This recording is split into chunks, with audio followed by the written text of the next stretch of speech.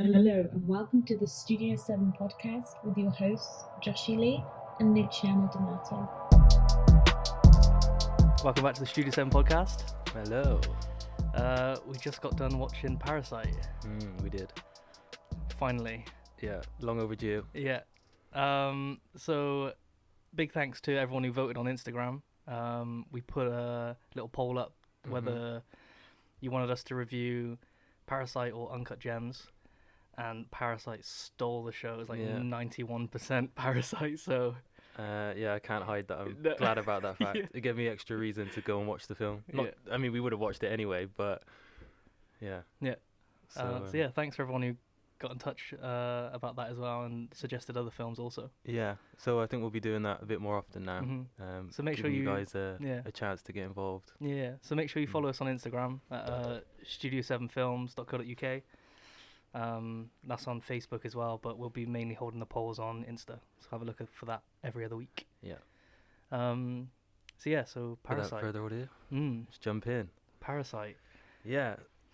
So this is the new film by Bong JoonHo, which just shocked and surprised everybody at this year's Academy Awards, where it won Best Picture, Best Director, Best Original Screenplay, And Best International. Film. Yeah. Swept it. Broke multiple records as well. Yeah. Being the first non-English language film to win Best Picture. And also, I believe, it would have been the first to win both Best International and Best Feature. Feature. Best Feature. Yeah. Yeah. So Best domestic. Yeah. Technically, it's domestic, isn't it? I suppose. Yeah. Yeah. So yeah, that's the first time ever. Crazy. It's incredible. Yeah. And because of that as well, it's put out to the cinema, to our local cinema, Yeah. quicker than we thought. We thought it'd be another week or two, but no, it was like 5 days. Yeah, I was looking before the Oscars, and the main Cineworld didn't have it at all. But a smaller cinema, Town Hall Cinema, basically had viewings, but at the end of February, start of March. So obviously after that, it was literally, we went and checked, didn't we, after the Oscars, and we saw already it being provisionally put in on the Cineworld website, where it was nowhere to be seen before. So can't complain. I'm glad. It was quite nicely packed as well. It wasn't completely full, No. but it was a decent amount of people. It was a nice little turnout. Yeah, I did think there would be more, but no. Well, it's one of the screenings on a Sunday, so I mean. Yeah, to be fair, and the weather was terrible going in. And the first day it came out was Friday. Yes. I believe? Yeah. So yeah. So a bit of background about the film, what it is, what it's about. Yeah, it's basically Bong JoonHo and his writing partner Jin Won Han. They've done like a almost satire commentary on social difference and financial difference in South Korea. Yeah, class structures and social structures, and done it in a black comedy essentially. I don't think it's too far of a stretch to sort of think like Fawlty Tower vibes. And this is the other thing. One of the things we were mentioning in the Oscar episode was that it was originally pitched as a screenplay, a stage play, and you can really see that watching the film. It's a lot of literal up and down. That was one of my notes. Which is a metaphor for the social structures, the classes, but also a literal thing in the way they were staging the scenes and building the tension, and very clever. And do you know what? I'd actually really like to see a stage play of that. I think you could drag it out even a little bit longer. And that's the thing that I enjoyed about it. It wasn't a big spectacle. It was a commentary on a lower class family and an upper class family, either by chance or through meticulous planning, have now meshed and mixed in a surreal and strange way, and both of them kind of look at each other in certain ways and for certain things. Yes.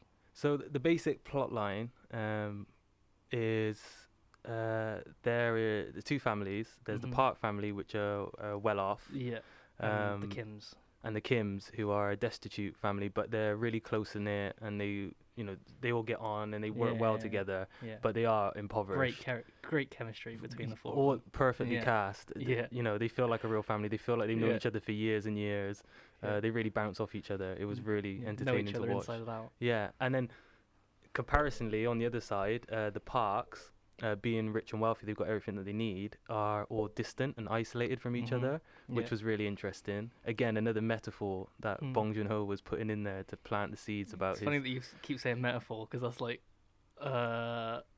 one of the key words that the lead actor is constantly saying. Yeah. Keeps looking at things and going, "Oh, it's so metaphorical." Yeah, it's like, which is, I mean, that's one of the great things about the film is they're commenting on them. I mean, that is the definition of a metaphor is using something else to explain something, using one thing to explain something else. But also metaphysical is when you're sort of like almost stepping out and being aware of what you're doing, what's going on, of what's going on, which is what the film was doing all the time. It was totally tongue in cheek.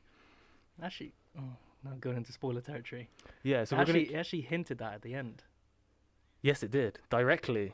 Yeah, we'll get to that. So basically, this review is we've literally just come out of the film and just walked over here. We haven't even really made proper notes or anything, so this is off the cuff. But we thought it'd be a really good way to sort of deliver this one. Yeah. It could be spoilers, but we'll do our best to not spoil. Yeah. But we may just have to go ham at the end of this. Yeah. so just a picking back up. What happens is one of the Kim clan, the poorer family, manages to get in with the Parks as an English tutor for their daughter, and he really impresses the mother there, the rich mother, who's portrayed as being quite simple and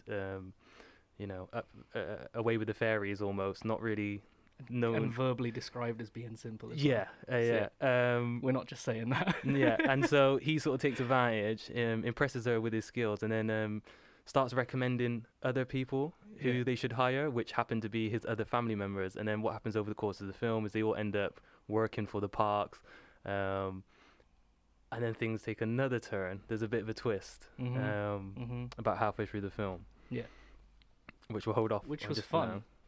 I feel like that it was coming to something, and that I'm glad that I went in completely cold with this. Yeah. I've seen one trailer, and that was probably like 6-7 months ago, and I've only seen the same footage. A couple like bits you can escape on like Instagram and things like that, and a few interviews. Obviously, you can't avoid Bong JoonHo's interviews at the moment. They're kind of everywhere. So there's a few things, but genuinely winning cold.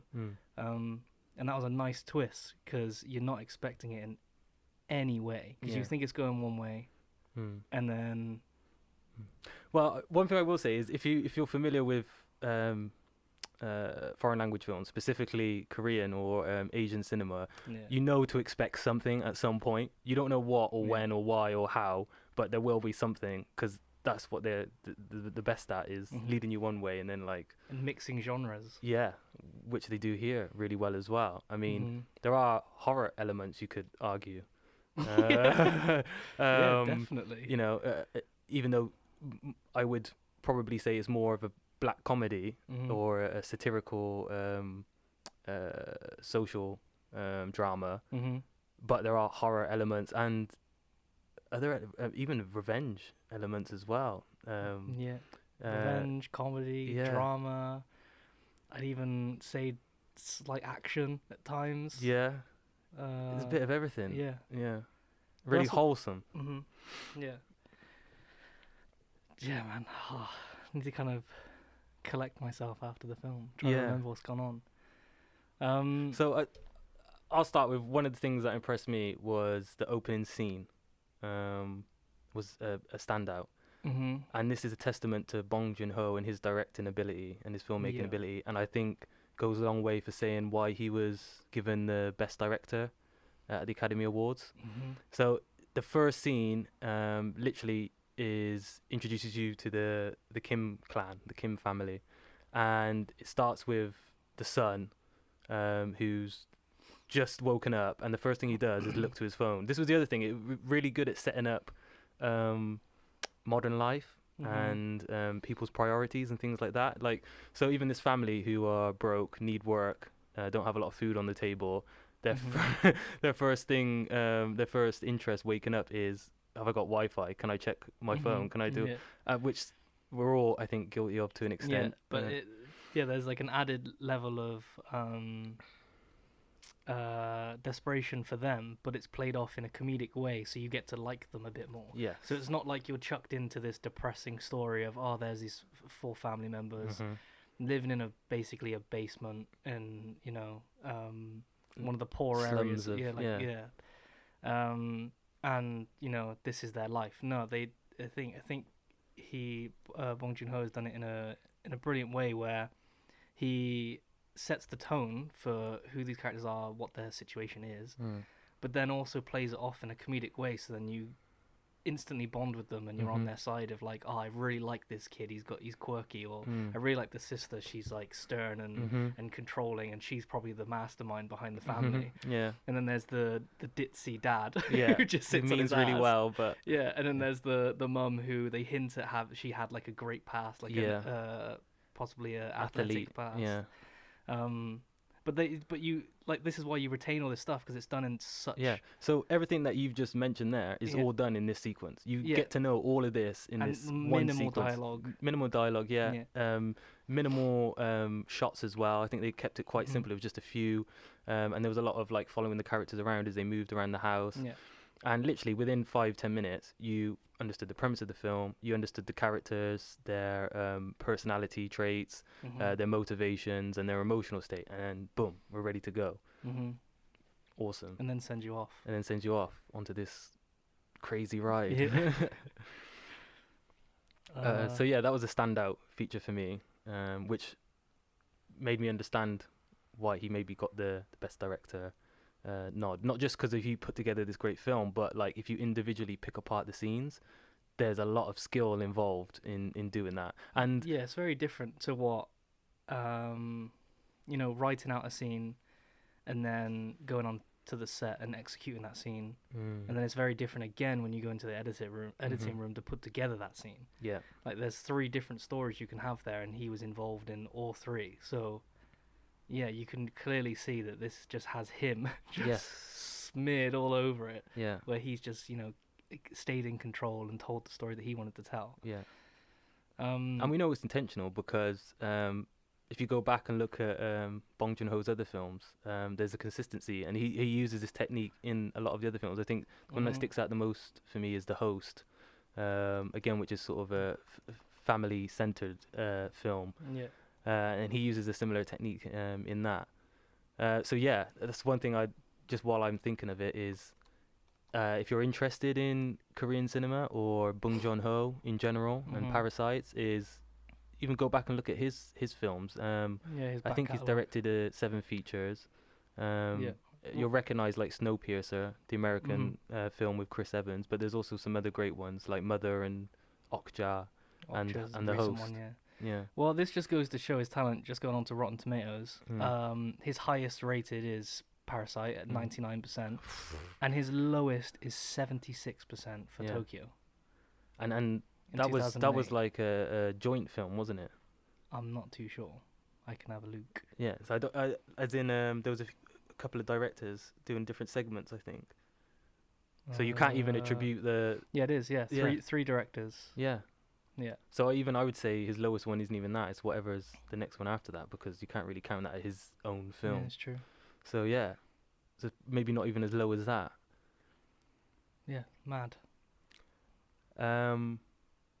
So yeah, the great thing about this film as well is the balance of humor and adult themes, or using humor to introduce these adult themes in a digestible way. I mean, there's a couple of scenes that I think, if it had been in any other film or handed any other way, it'd been really uncomfortable in the cinema. There were a few moments like that, because I feel like sometimes it plays it in a way to soften the blow, and sometimes it plays it in a way to sharpen the blow. Yes. So there's like elements where there'll be comedy used so that it's more digestible for you to go, okay, like we were just mentioning in the first scene, where it's not so in your face, feel depressed for these people, this is horrible, make a change. It's more like, these people, they're normal people, and this is the situation. It's like, oh, cool, I like that guy. I'll follow him, and I'll enjoy myself while watching what he gets up to in this film. Cool. Yeah. But then there are other times where they'll play off a comedic scene, and then all of a sudden there'll be a knock at the door, or a phone ringing, or someone entering the room, or something, you know, that happens, and you're like, just when you're starting to let your guard down and feel comfortable. Yeah, because you're like, this scene's going on long enough that they're safe, and it's fine, and they're just, you know, having fun, or getting their job done, or whatever it is. And then, like, boom, something happens, and it's sharper than what it would have been if that scene prior was just a normal dramatized conversation. It would have been like, oh yeah, we were expecting something like this because that's where it needed to go. Yeah. But this literally starts leading you down one path and then just teleports you to the other, and you're like, yeah. What's going on? What's even more admirable is there's one scene as well where this is a testament to.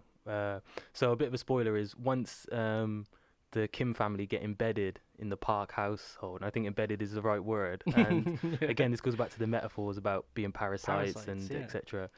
The Park family go on a camping trip, and the Kim family use this as a chance to move in fully and take advantage and you know, drink and party and enjoy themselves. Yeah. And then the scene's going on, and there's a lot of jokes about the situation and what they could do in the future if things carry on. And it gets you really feeling comfortable. And then they even mention about, really what if someone was to come home now? And then you think for a second, oh shit, yeah. And then they carry on, and the scene plays out for longer and longer. And you think, because they mentioned it now, that can't happen. And then, there's a knock at the door. Almost comedically, like, oh, what would you do if Mr. Park walked in right now? Ding ding. Yeah. It's like, oh, okay, cool. Yeah. Interesting. Whereas, like, in a Western film, if they'd gone down that route, you'd be, well, okay, that's not going to happen now. You know, they wouldn't even try doing that now that they've stated it, sort of thing. So, yeah. I think you touched on something interesting when we were on the way back, about how the title Parasite has almost a double meaning for, or is used in different ways throughout the film. Yes.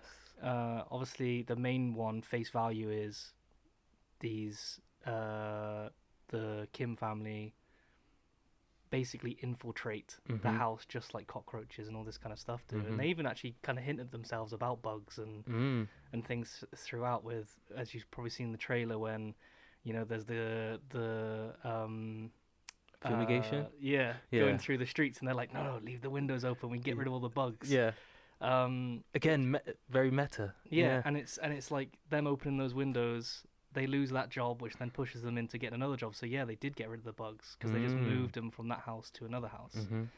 There's like all these nice little tie-ins, but then at the end, which is when it gets interesting, is when they start playing around with a different idea as a theme, where it's like, oh, are these people who you're always told in life, you know, poor lower class people, they're parasites, but is it not the higher class people that are the parasites because they're using the working class and blah blah blah, which is cool, because now you said that, it just made me think there's like a stair step sort of guide to it, as in, like, at the start it's the Kims looking at the cockroaches as the parasites of their house. Do you know what I mean? And to them, in their world, you know, they're normal, the insects are the parasites. And then once they go into the Park's world, the Parks become the normal people, and the Kims become like the cockroaches, like the parasites. And then, like you were saying, at a certain point in the film, and this is really good because they build it up like that, they make the Kims, the poor family, very likable. So you like them, even though you know their situation. And usually you would think of them, you know, maybe as, like, as parasites, quote unquote. And then over the course of the film, starts showing you a different perspective, and then shows you how the Parks themselves, the rich family, could be perceived as parasites. You know, so the mum, for example, within their own homes, is lazy and doesn't cook or clean and relies on the housemaid to do everything. The man doesn't even drive his own car, he has to get lifts everywhere. Even kind of hints at the kind of trophy wife, and maybe he even has something on the side and all that kind of stuff. Yeah, and then even in that scene, so there is this extended scene that we were saying about when they're home alone, and then they come back and all of that, and then that sort of climaxes with a sort of impromptu sexual scene between the rich couple on the sofa while actually, I don't want to spoil this bit, I think. Yeah. It's a really good scene. To be honest, we should just say this is a spoiler review. It's a spoiler review, okay? So the Kim family, because they got caught out, they've had to hide everything, and they're all hidden in different places in the house. And then eventually, the way things work out, they're hidden under the table in the living room. Mm-hmm. And the kid whose birthday it was, who they were going camping for, still wants to camp, even though they were washed out. So he goes and puts a tent out in the garden, and then the rich mother and father, the Parks, decide to sleep downstairs to watch him. And they get comfy and sleep on the sofa, and then within a couple of minutes Mr. Park is a bit gropey touchy. So he's a parasite in that way, and what it's showing is that really what's also interesting about the scene is that they don't actually have sex. No. It's more like they're loving themselves, because they're not really looking at each other, they're not in love, they're just feeling the sensation, and they're just touching each other. And there's no real intimacy. No. And the other thing that I was on and off about that scene, because something that I thought at first they were doing, because this comes with the territory of when you're bouncing around from comedy to serious drama, is I was waiting for them to do the whole jib shot under the table, and to see the Kim family looking at each other going, oh my god, like what's going on, what's going on, we can't listen to this, we got our like daughter and son next to us or whatever. But they never did that.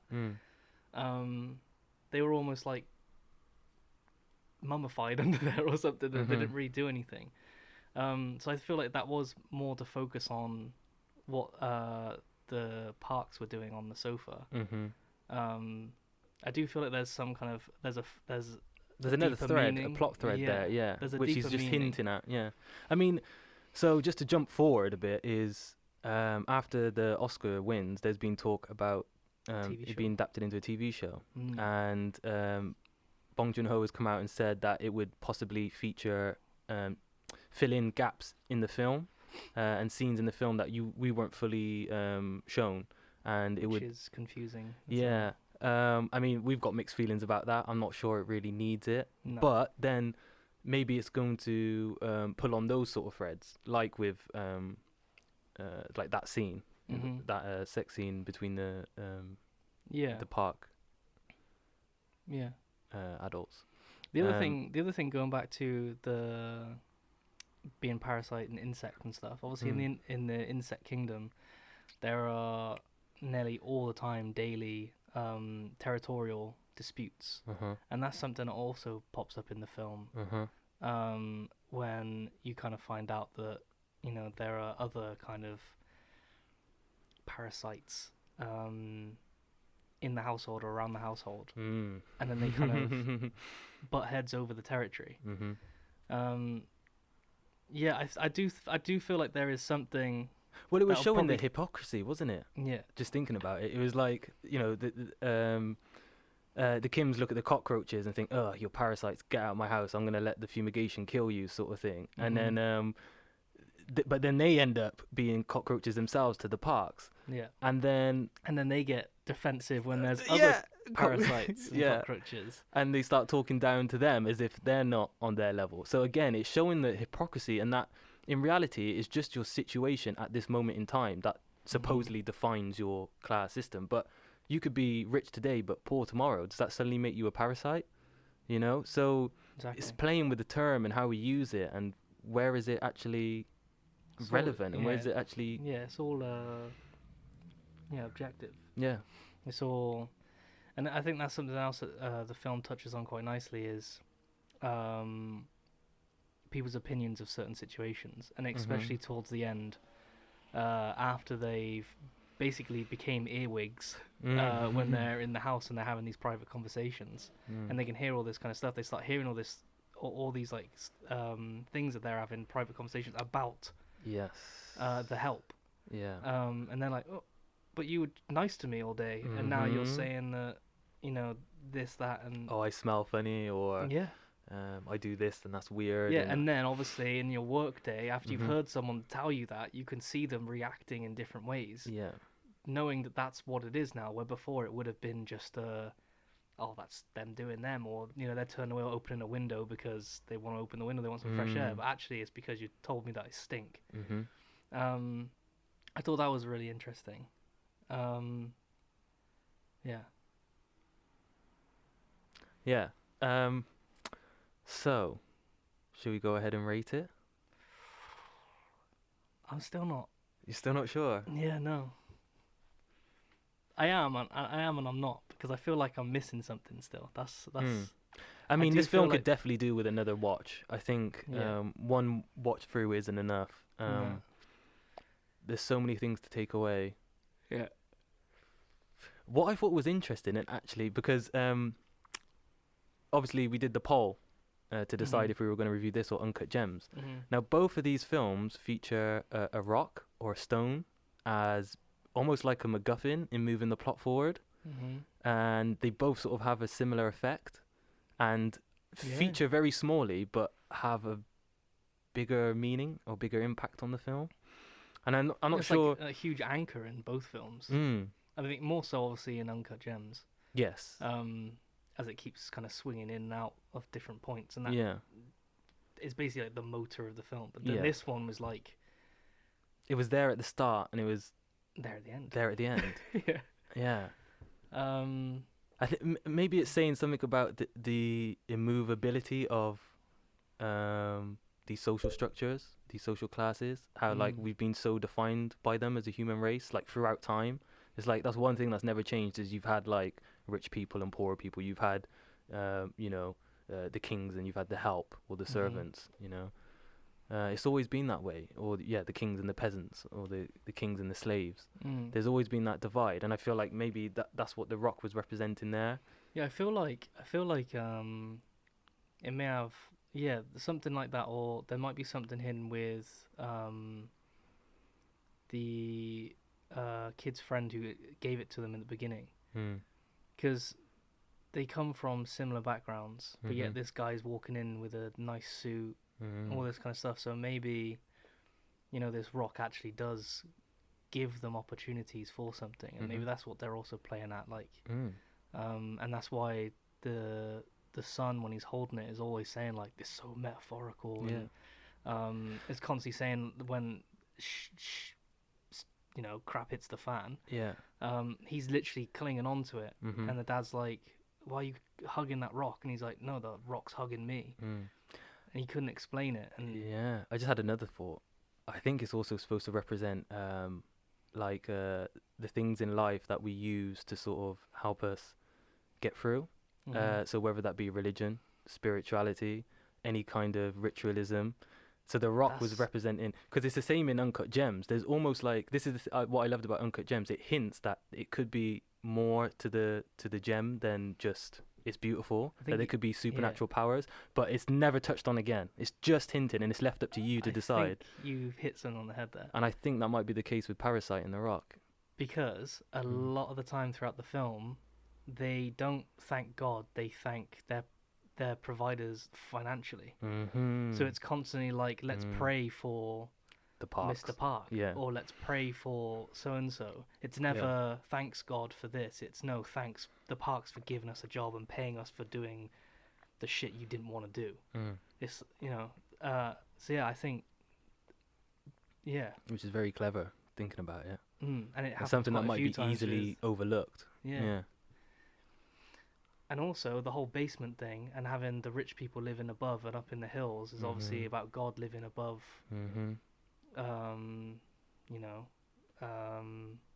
humans.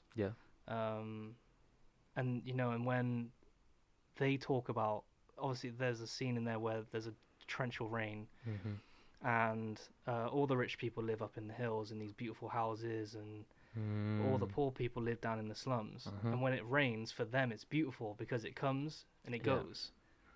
but where it goes is it goes down into the slums and floods them and causes them pain. So they've came from having all of their lives' possessions destroyed, going into God's house, and then having God going, oh, I love rain. Isn't rain amazing? Oh, it's made all of our flowers this, and how beautiful is this? And there was a beautiful storm, and yeah, we couldn't go camping, but oh well, like at least we get to have a garden party. And they're like, this rain destroyed everything that we own, that we have. Yeah.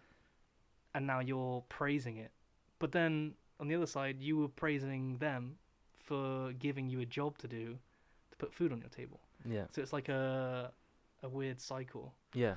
I think that is what it was. And I think all that was intentional. Is it showing, like, depending on your situation, someone could be a parasite or someone could not be. But then to someone else, you could be a parasite or you could not be. Do you know what I mean? It entirely depends on your point of view and your perception and your observation and your predicament at this point in time. Which highlights the hypocrisy of it all, you know? Another thing as well, and this is what I think was great about the film, it does touch on a lot of things. I will get in, I do feel a bit slightly dissatisfied with the film as a whole, which I'll get into after. It's still a brilliant film on almost all other accounts, but there is something for me. I left feeling just to put it plainly, I walked out of Joker feeling a lot more fulfilled than I did with this, which makes me question, to me, which one is the better film. I think this one had a lot more to say, and that might have been part of the problem. So another thing you could... and also may not have been so in your face with it as well, as we've been mentioning, like it's very satire, it's very... it subverts expectation, it... You know, all this kind of stuff, it leads you down certain paths and hops you to others. Yeah. Where Joker was very in your face, mental illness, on the nose, social... This is what it's about. Yeah. These social issues and this class against this class. And there's even riots against each other, where this one with Parasite was a lot more subtle. I think between the two of them, it's been a great year for films, because I think between the two of them, you cover all the audiences. With the Joker, the people who are more serious-minded or deep-minded and want to see this in a more honest portrayal can see the Joker. And I'm talking about the ideas about social and class wars, because they both deal with the same things. And Joker ties it into mental illness and the effects it has there, and this film it's more on a general scale, and it's just sort of opening up the conversation, I think. But this is the thing, it opens up quite a few conversations and never kind of follows them through, and that could be intentional, and that's fair enough, that's great. I just worry sometimes that you're missing out. But maybe then that's up to the audience to go and try and figure it out. And what I'm talking about is like that whole rain sequence, the torrential rain. It has that part which we just discussed about, you know, the god status and the lower down and where the water's running, you know, like it always runs downhill. Shit goes downhill, doesn't it, basically? But the other thing you could say is talking about global warming. So what's happening in the world now is temperatures are rising, and that's melting ice caps, which is rising sea levels. And it's like a cycle again. But the ironic thing is that you could probably attribute most of it to companies, rich people who are putting out most of this pollution that's causing, but then it's the poor people who feel the effects, but then it's also the poor people who want to make the change, or are told that they need to make the change. Do you know what I mean? And I think most of us do want to make the change, but they put it on us as if it's like you guys' fault. It's because you go out and you're driving and shopping, and well, I'm driving because I have to work to pay bills, to pay my tax that you told me I had to pay. So it's almost like a sleight of hand where they make you feel like you're responsible when actually they are. Do you know what I mean? And then they don't have to do as much. Oh, they'll wait until it's profitable while you're making the change. Yes. Which, ooh. Yeah.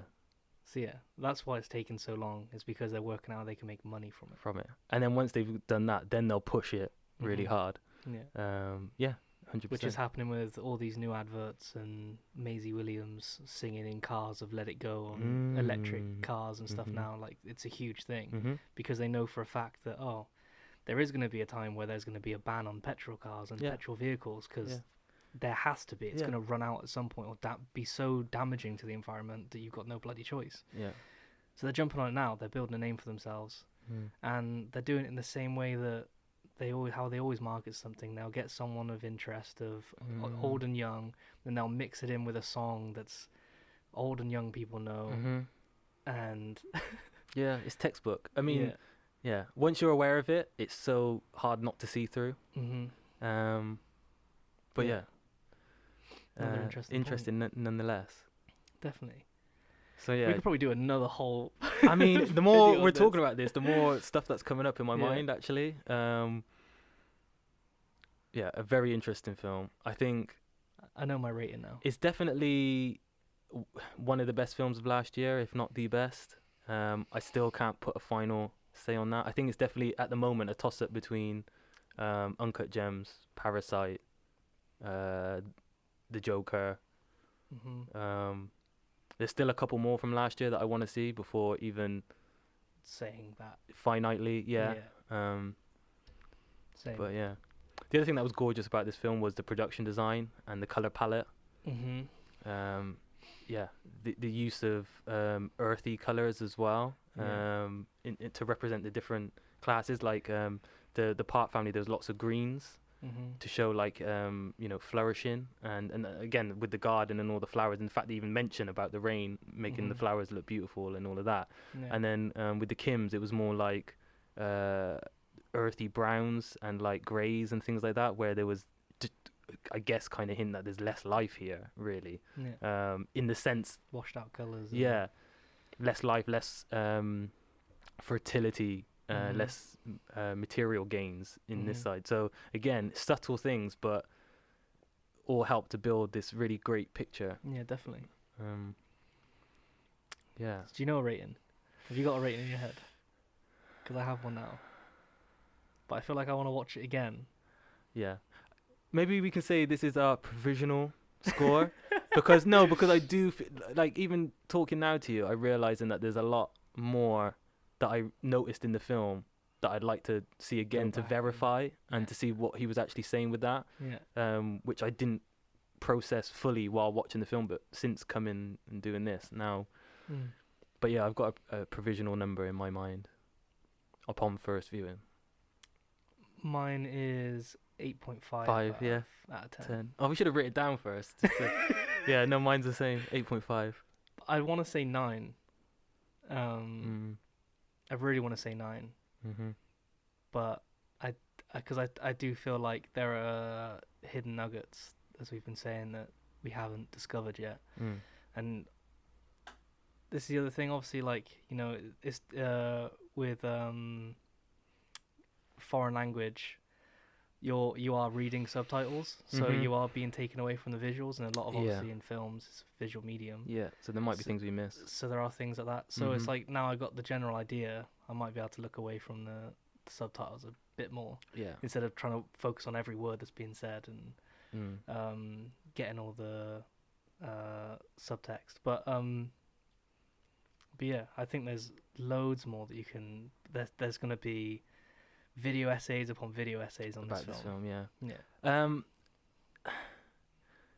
The other thing I hope is that in all the hype of it being a foreign language film and winning all these awards, is that people don't lose sight of the message, like it feels has happened with the Joker.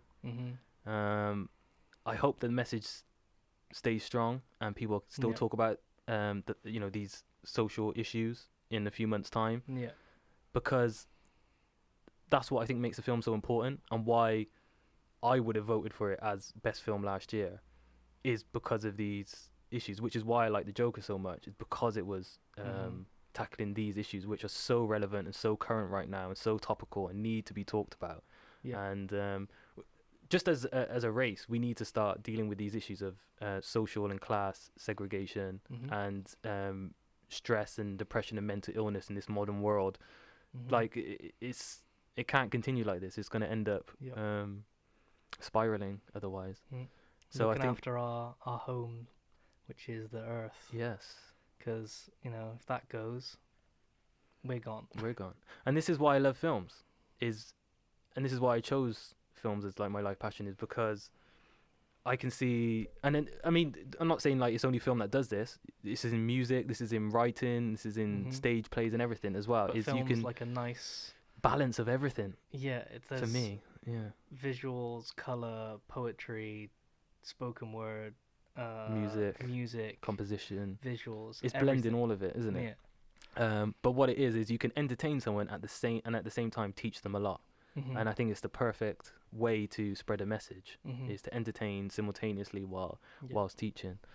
And this film does it better than most. Definitely. Yeah. So, any final words? Go see Parasite. Go see Parasite if you can. Yeah. Yeah, and go just open the door to more foreign cinema, not just Korean. I know a lot of people are focusing on just going and seeing Korean cinema at the moment, but go, there's French cinema, Spanish cinema. Right, yeah. This is something, actually, because you've just brought this up, is on the trades today, I saw that Rapman, who directed Blue Story, the knife crime film that came out last year, is being sought after by Paramount. I'm not sure if the deal's finalised yet, to direct an English version of A Prophet. The French... Yes. Now, see, this still feels like a bit of a slap in the face after Parasite has just won all these awards. I thought this would be the way that the start of people going and looking for a Prophet themselves and watching it. Not... Oh, hey, let's go remake loads it. of great foreign language film in Western language. No.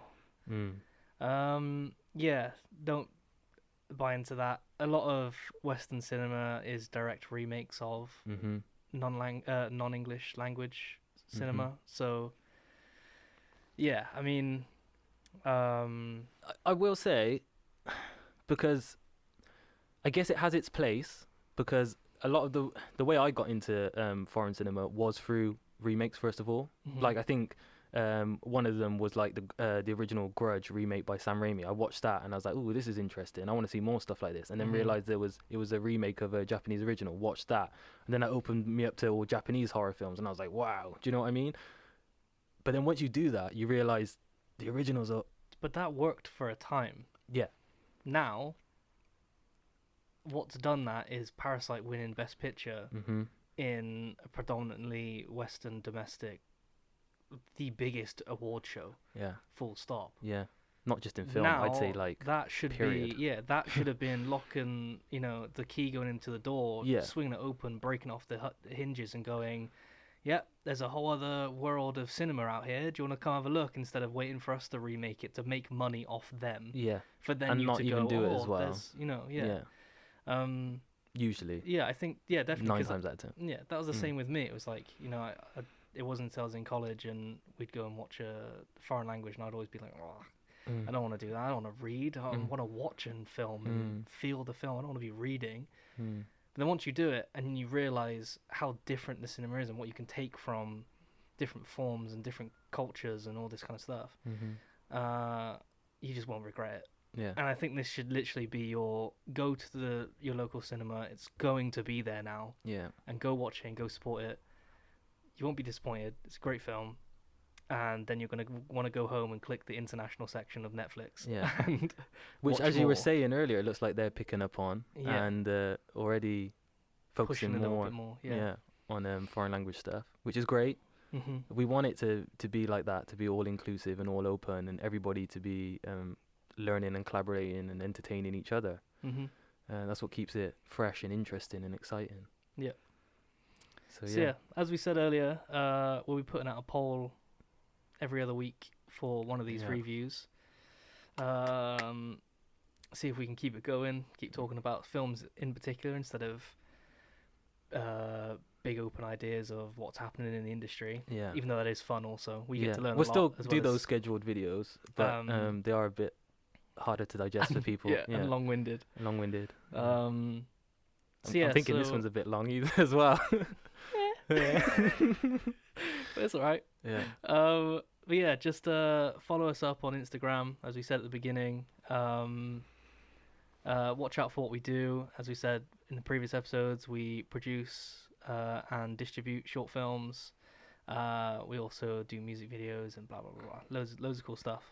Constantly got content coming out, so keep an eye out for that. Yeah. Check us out on Amazon Prime. Yep. That's where we distribute predominantly. Yep. You can catch a few of our short films there. Yeah. Hit us up on YouTube or any of the major podcast streaming platforms to keep up to date with the Studio 7 podcast. Yeah. So it's like Apple Podcasts, Spotify, Google Podcasts, Anchor, Podbean, blah blah blah blah. All of them. Yeah. All of them. Yeah, and also feel free to like, comment, follow, subscribe, all of that. Yeah. Get in touch. Let us know what you thought of Parasites and what your views were, what you'd rate it out of 10. Maybe even give us some suggestions on what to put in the poll next for our next review. Yeah, definitely. Yeah, and then other than that, keep watching films. Try and squeeze in the Parasite if you can. You won't regret it. Yeah, it's got comedy, drama, bit of romance as well. Bit of horror. Thrown in for good measure. It really is all round a good film, and on top of that, it's got a really good message to spread. One that I think a lot of people can relate to. Yeah. So yeah, so that's Parasite, 8.5 out of 10 by both of us. Cool. All right, guys. Thank See you you. Bye-bye. Bye.